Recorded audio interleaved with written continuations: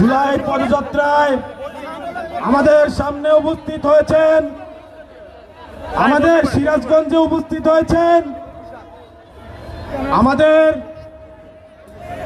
ভাসানী তর্ক বাগিশের জন্মভূমি সিরাজগঞ্জে হাজির হয়েছেন এক দফার মহানায়ক নাহিদ ইসলাম।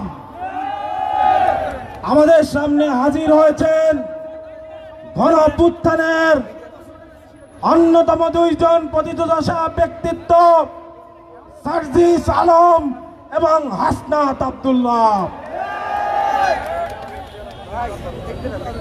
আপনারা জানেন উত্তরবঙ্গে যতগুলো জেলায় তীব্রভাবে জুলাইয়ের আন্দোলন হয়েছিল তার মধ্যে অন্যতম প্রধান হলো এই সিরাজগঞ্জ জেলা।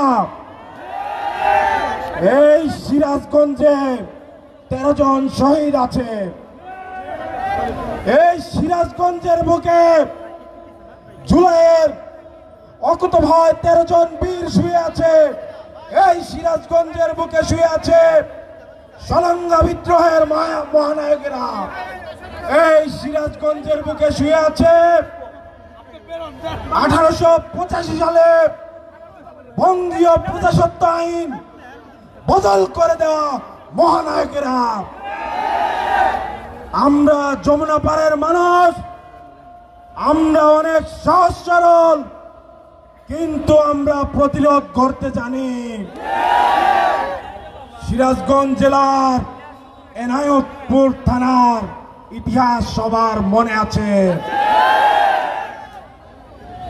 আমরা চাই, জাতীয় নাগরিক পার্টি চায় শহীদদের যে আত্মত্যাগ, তারা যে স্বপ্ন নিয়ে আত্মত্যাগ করেছেন, সেই শহীদের আত্মত্যাগের প্রতি সম্মান জানিয়ে, তার স্বপ্নের প্রতি সম্মান জানিয়ে তাদের স্বপ্নগুলোকে বাস্তবায়ন করা।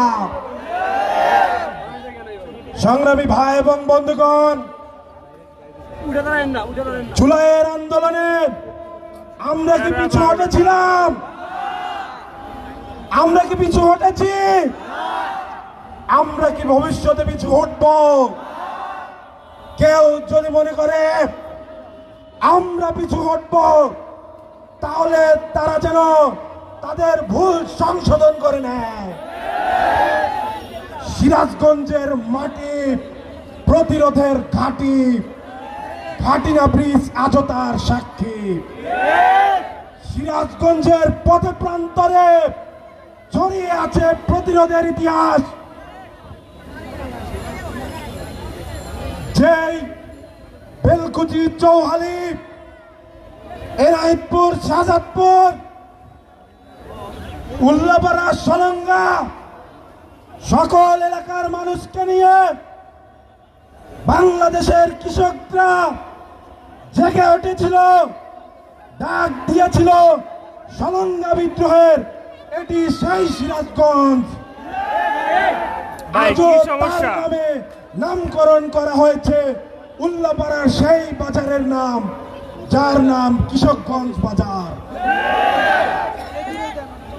আমাদের কৃষকেরা, আমাদের তাঁতিরা আমাদের সিরাজগঞ্জ জেলাকে সারা বাংলাদেশের মধ্যে পরিচিত করে রেখেছে। কিন্তু আজও সিরাজগঞ্জের যেই বস্ত্রশিল্প, আমরা শুনি টাঙ্গাইলের শাড়ি, আমরা শুনি নাটোরের কাঁচাগোল্লা, আমরা শুনি বগুড়ার দই, কিন্তু যে কোনো জেলার চাইতে বেশি লুঙ্গি, শাড়ি, গামছা উৎপাদন হয় আমাদের সিরাজগঞ্জে। কিন্তু এটার কোনো জিআই স্বীকৃতি নাই। আজও কোনো রাজনীতিবিদ এটা নিয়ে কথাই বলে নাই। প্রতি বছর সিরাজগঞ্জ যমুনা বিধৌত অঞ্চল প্রতি বছর ভাঙ্গে। আজ পর্যন্ত কোন রাজনীতিবিদ বলে নাই স্থায়ীবাদ করে দেবে। কারণ সমস্যা যদি সমাধানই হয়ে যায় তাহলে রাজনীতি কিসের? আমরা বলি মানুষের সমস্যা সমাধান করাই আপনার রাজনীতি। জাতীয় নাগরিক পার্টি সেই নীতিতে বিশ্বাস করে। আমাদের রাজনীতি কৃষকের, আমাদের রাজনীতি তাঁতির, আমাদের রাজনীতি মজুরের। আমরা 24-এর গণ অভ্যুত্থানের সামনে ছিলাম। আমরা চাই জাতীয় নাগরিক পার্টির যে কর্ণধাররা আপনাদের সামনে উপস্থিত আছে, তারা 24-এর গণ অভ্যুত্থানের সকল শহীদ এবং আহতের দায়ভার নিতে প্রস্তুত। তারা যদি কখনো ক্ষমতায় আসে, তারা যদি কখনো সরকার গঠন করে, তারা অবশ্যই তাদের অপূর্ণ স্বপ্নকে পূর্ণতা দান করবে ইনশাআল্লাহ।